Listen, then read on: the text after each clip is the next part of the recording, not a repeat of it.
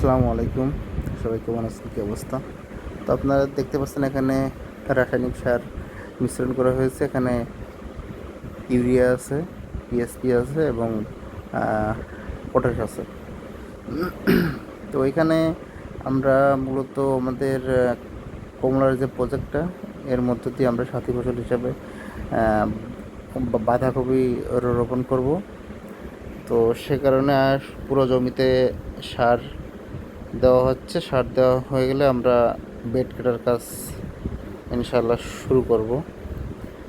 তো আমাদের বাঁধাকপি চারা রেডি, মোটামুটি সপ্তাহখানেকের ভেতরে লাগানো যাবে।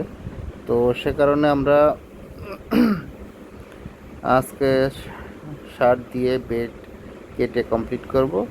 বেড কাটা অবস্থায় 4 থেকে 5 দিন আমরা রেখে দিব, তারপর আমরা চারা রোপণ করব ইনশাল্লাহ।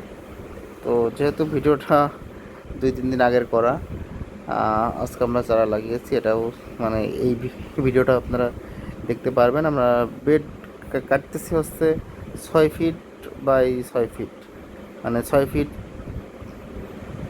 বেডের মাপ, তারপরে ড্রেন, তারপরে আবার 6 ফিট। তো আমরা বেড কাটার কাজ কমপ্লিট করি।